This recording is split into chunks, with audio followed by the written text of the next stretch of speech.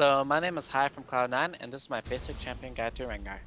So the reason why Rengar in solo queue is good is because he is a very strong champion at getting picks. And in solo queue, people are very unorganized, so they will be split more often, and he really shines when he gets to be able to jump on a single person by themselves. In team fights, he's more lackluster since they kind of just focus and kill him, but in solo queue, you have more ability to get picks. And that's the reason why he's really strong for solo queue, and you don't get punished hard for building full damage on Rengar. The jungle clear on Rengar is interesting in the fact that it's very bad, so sometimes you'll be able to do it and other times you won't. So you want to start Krugs followed by blue, generally speaking, because you want to give your bottom lane the double golems so that they can get advantage bot lane, and you get to smite red this way. So you'll do a Krugs with a leash from your top laner, and it's been a new thing in solo queue, but you should try and convince them to do a double jungle queue. What that means is basically you share experience on your first camp and your second camp. So on Gromp and Blue, you will share experience on both that. So you guys both hit level 2 and you use 0 health pots for it. However, if you only get a leash on Gromp or you don't get a leash, then your jungle clear is going to be very hard. So do your Gromp, then do your Blue, and following how much HP and health pots you have after that will determine what you want to do from then. If you got W at level 2, you can go to the Scuttle Crab in the river and heal off of that, and then make your way over to red.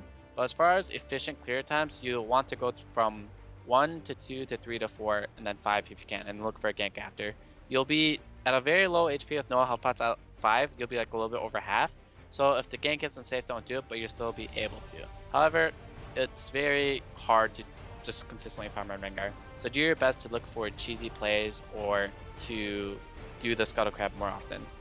So for purple side on Rengar, you'll want to start double golems just because your bottom lane you want to give them Gromp.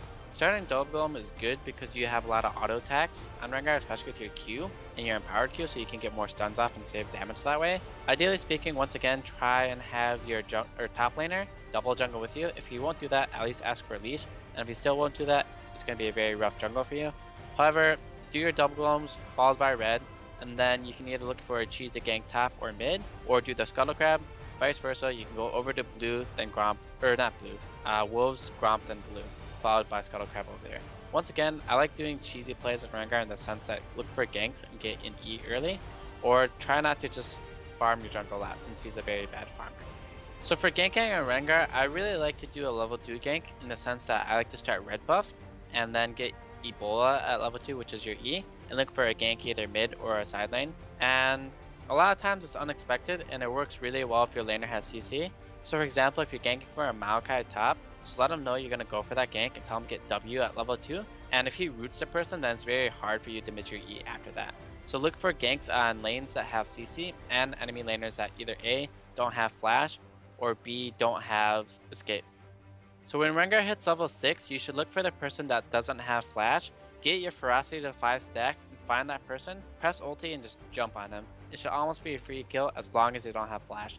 If everyone does have flash, look for the person on your team that has CC. If you don't have CC on your team, look for the person on the enemy team that doesn't have an escape. If everyone has an escape, then do your best to force a play to work. Maybe on their jungler, maybe wait for them at their buff or something, but once you hit 6, you should look for an ult right away. And there are a lot of targets that it should work on. So teamfighting in Rengar is very simple in the fact that you have one goal in life as Rengar, and that one goal is to kill the priority target, and also the easiest target.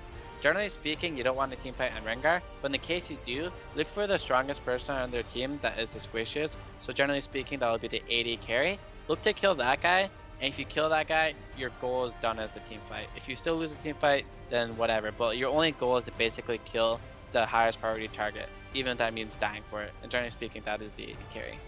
So for general playstyle on Rengar would be looking for plays in the sense that you don't really want to spend the majority of your time farming. Sure, you might want to farm to get to level 6, but your farming is very bad. You don't have sustain for that.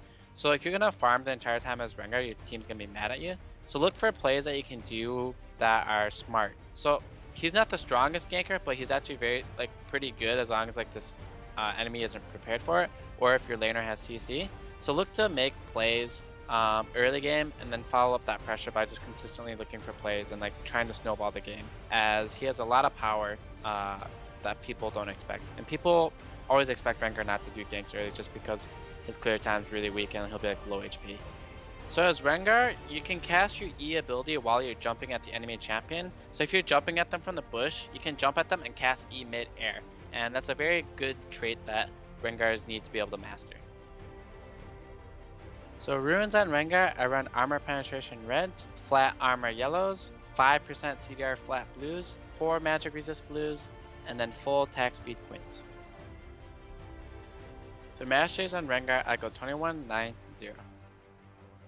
So on Rengar, at level 1 you'll get Q, at level 2 you'll either get W or E depending on what you want to do.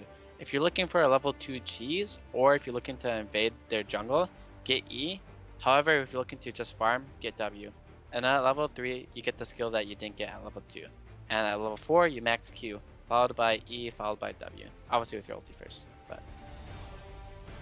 So on Rengar, I personally like to build Rengar as damage Rengar, meaning I like to build the warrior jungle item.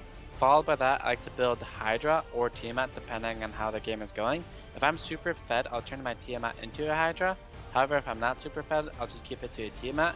The reason for that is because Rengar works really well with Hydra, and the fact that it helps us clear a lot. It gives him sustained power and makes him a lot stronger. And I feel like damage Rengar is the way to play him, as tank Rengar doesn't really do much. You kind of just jump in, die, and keel over, and that's not very fun. And your CC is kind of lackluster anyway. So for Rengar, I recommend building damage. So you'll go your warrior enchantment, followed by Hydra, followed by either tank or more damage depending on how the game goes. Generally speaking, your first tank item will be Randon's Omen, followed by MR.